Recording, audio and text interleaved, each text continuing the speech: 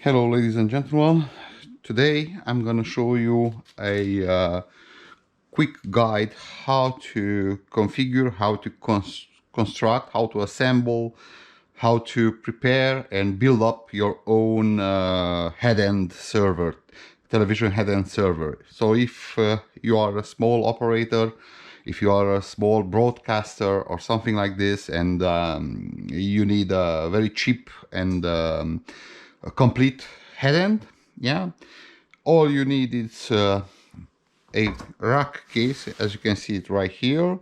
You need a motherboard, some CPU here, some SSD, some memory, cooler for the CPU, DVB cards, which is the most essential part of the entire build.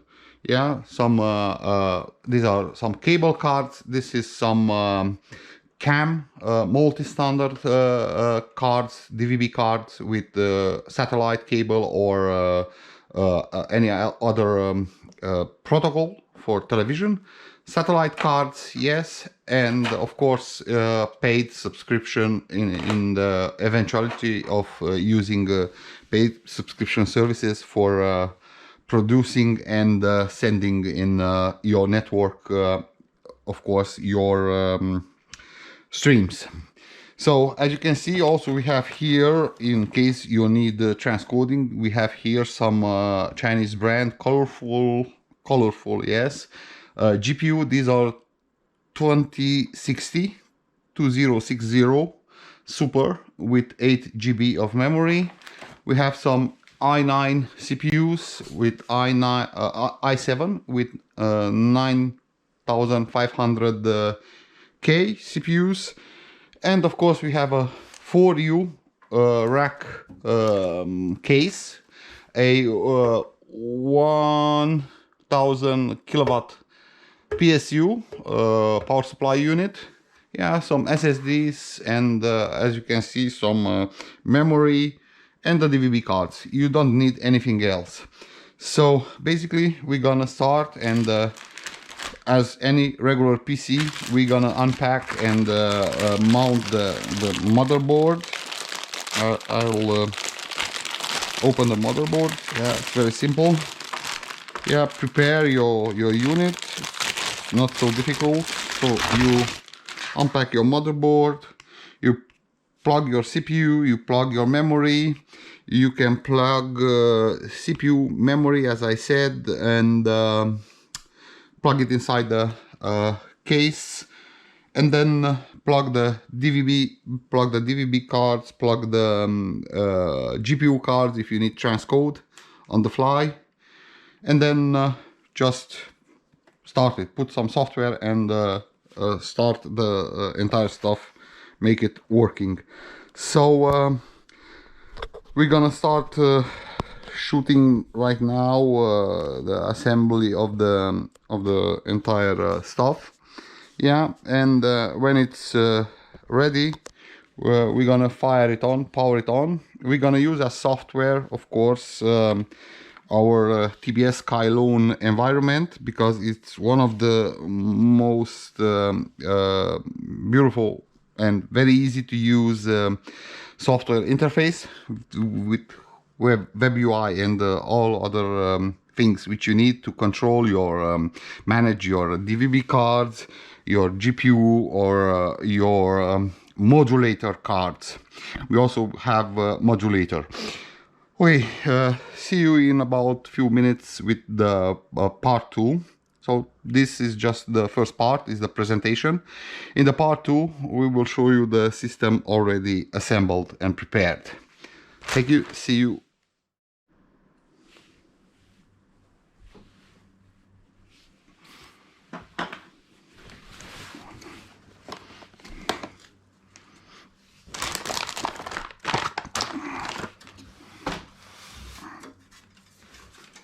Okay, first step, we're gonna install the shield of the motherboard, which is right here.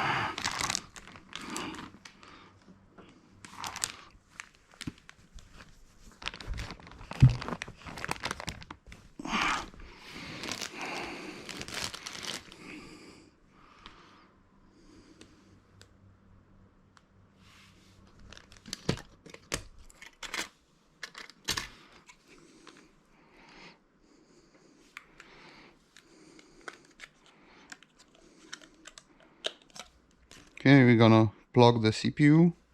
We have to look to plug it in the good way. Okay, this is it. The CPU is plugged correctly, as you can see.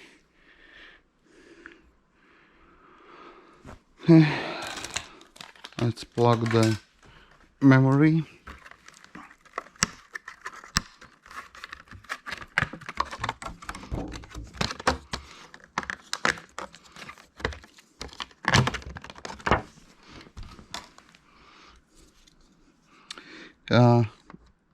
Would be preferably to plug the memory in the farthest area of the motherboard for making sure that the CPU cooler will fit and you will be able to install it much more easier than normal way, because if you're having a oversized cooler, it's gonna be a little bit difficult to install because of the RAM slots. So the RAM slots are installed. Okay, let's see now. Cooler. This is the plug for the cooler. Okay. See, we need the socket 1151. We need the 1151 bracket. So the 1151 bracket, if I'm not mistaken, it's this one. Yeah. Okay.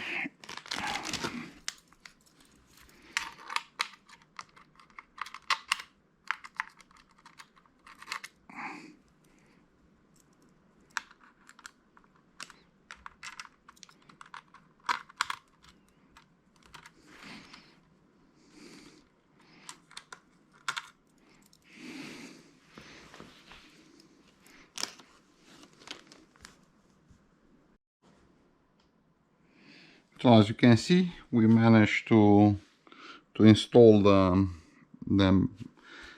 memory, the cooler, yeah, and now we're gonna install the SATA driver, aka the SSD. We're gonna install the SSD, the M.2 SSD. I would recommend you to install a SATA M.2 SSD, because the SATA M.2 SSD, it will not affect your PCI Express. You may need a lot of PCI Express lanes from the CPU, so it's recommended to use SATA, regular SATA M.2 drives. Because PCI Express, as you can see the layout of the board here, first one is gonna be used by a DVB, the second one by a GPU, then again a GPU, and the last one with another DVB. The plan is to have actually 2 DVB and 2 GPU at work on this motherboard. So this is what we're gonna do. So this is the second part. Actually, we're gonna plug in the motherboard, the how it's called, the drive. We're gonna open the drive now and install the SATA drive. Let's see. This is difficult. I have already one right here open, so I just extract it and put it inside. Yeah, so we're gonna install the SATA drive. It's plain and simple. Just plug, put the screw in, and screw the drive right here. It's recommended to use the primary SATA drive, of course, for multiple reasons, for faster boot, for... Okay, the SATA drive is there. Okay, so now we're gonna check if the motherboard will fit into the chassis. Yeah, it's pretty much fit into the chassis. It's okay. Okay, there's one screw there, 2, 3, 4, 5 screws. Okay. Back after we plug in the motherboard. So as you can see, ladies and gentlemen, the server is almost ready. The motherboard is plugged in, the GPUs are plugged in, the DVB card is plugged in, everything is on place. Just need to put the cover. It's a rack for you, as you can see, the size of the encase of the case. Yeah, so it's just need to be put the cover, the front cover, the top cover, power it on and install the Kylon system. So for the next part, we're gonna shoot a small movie of the installation of the Kylon, how to install the Kylon environment.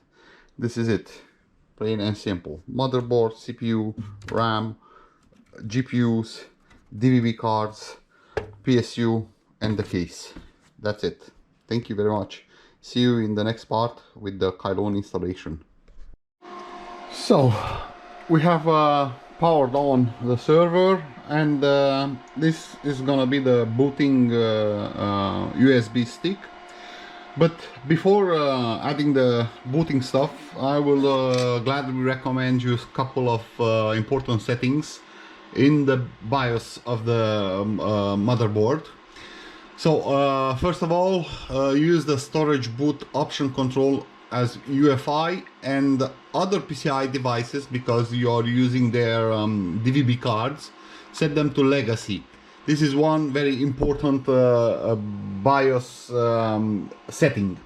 Another BIOS important setting, because the Kylon is based on CentOS Linux distribution. Yeah, you're gonna need to change Windows 8, 10 features to other operating system. Why? Because we are using Linux. Yeah, so basically these are the couple of the most important settings you need to set up first. I'm gonna plug in the Linux, the Kylon USB stick behind of the server for booting and installing purposes. Okay, and I'm gonna save the BIOS at the current settings. Yeah, and I'm gonna just let it run, because automatically it will pick up the USB boot system. Okay, let's see. And I'm not very sure if I saved or not. I didn't save the BIOS. I think I saved it. Let's hope.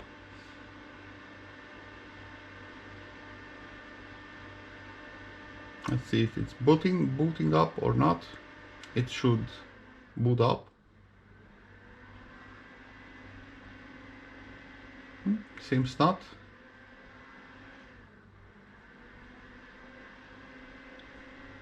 Okay, we're gonna press the F12 key.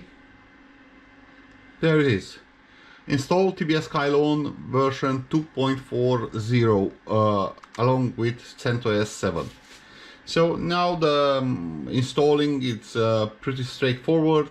It's gonna start reading the USB and start deploying on the SSD, on the internal SSD, the entire operating system. This is a quite straightforward function and installing. So there is not too much to do. As you can see, some parameters, some disk partition, and a few more other regular things like any usual Linux installation.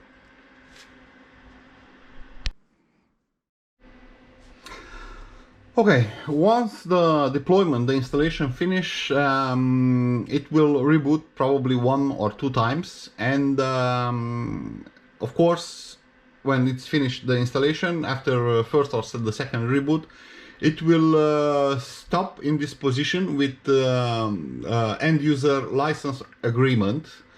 which you will have to read it, and I recommend you to read it carefully because it contains acceptance and agree to be bound by the terms of this agreement by downloading and using and installing.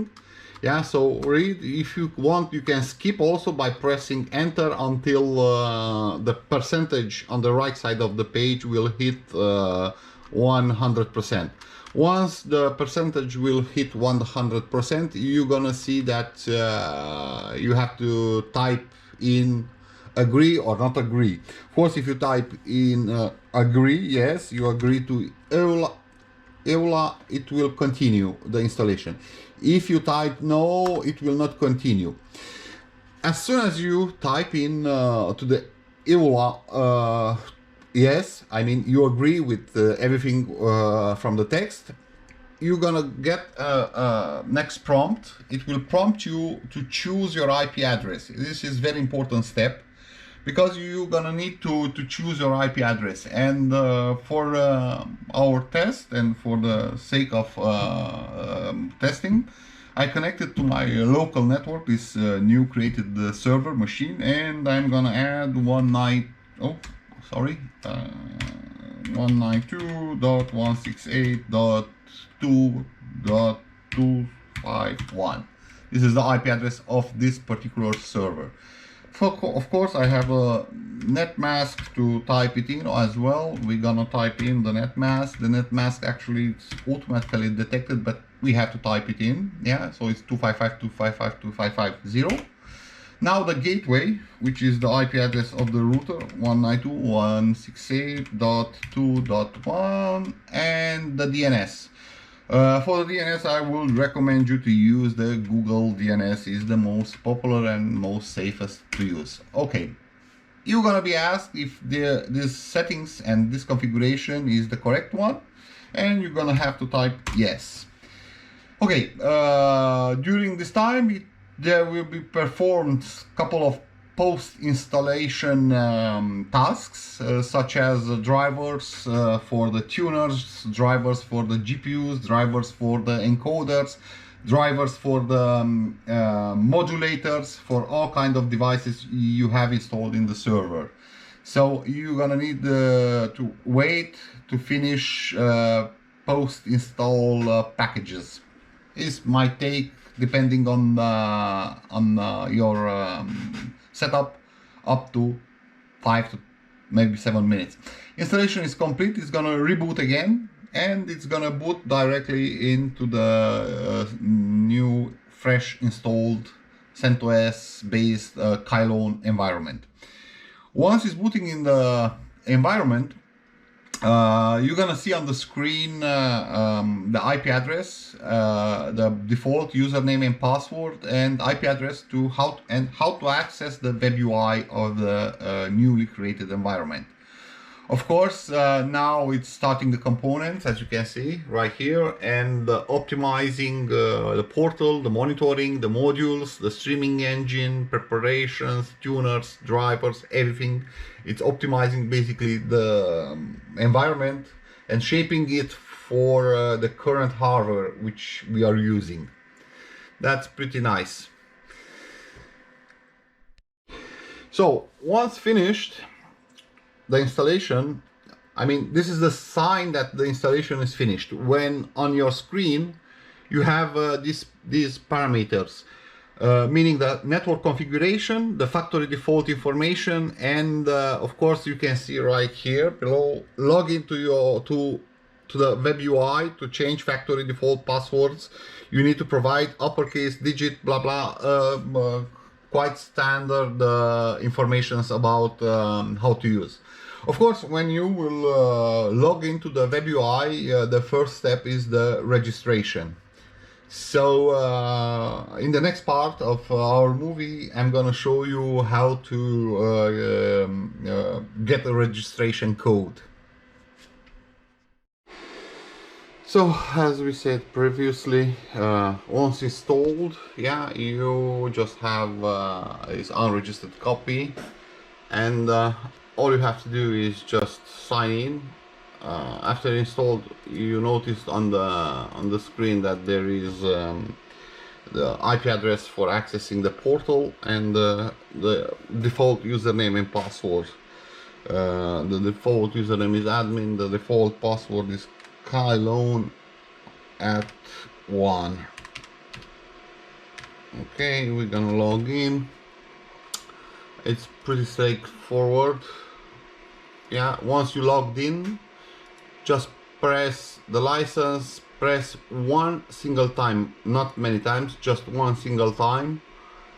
Yeah, copy the registration ID and email to me or to somebody from the TBS, and they will register you according to the licensing type, because licensing on the Kylone is kind of depending on what kind of hardware you are using. It's licensing for DVB to IP transcoder, to telco, licensing to enterprise. There are like 6 or 7 licensing forms. So once you decide yourself what you plan to do, I mean, if you plan to use telco licensing for RF modulation, and you plan to use DVB modulators from TBS, yeah, you're gonna need to apply for a telco license. If you plan to use OTT, you're gonna need to use DVB to IP advanced license type.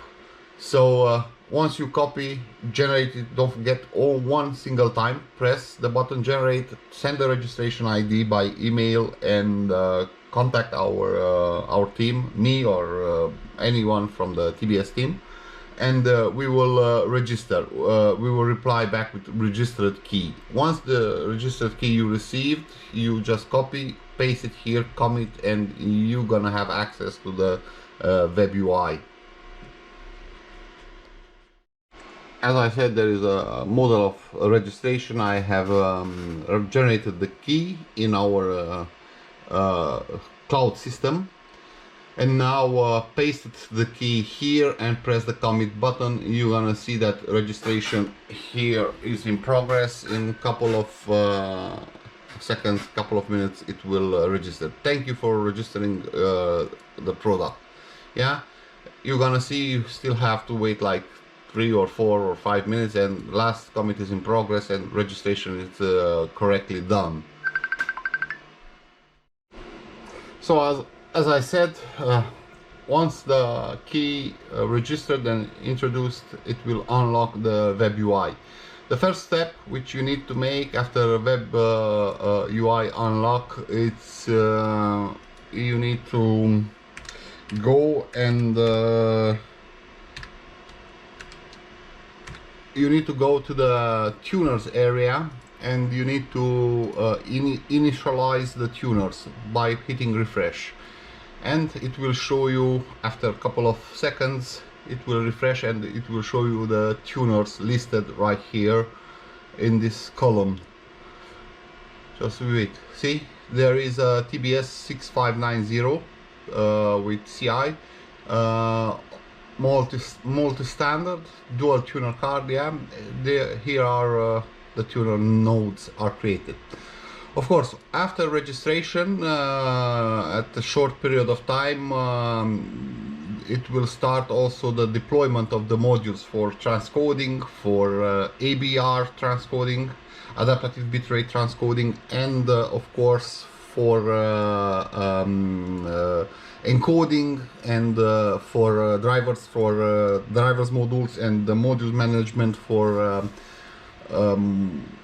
modulators, for DVB modulators, DVB-C modulators, or DVB-T modulators. Pretty much this is it.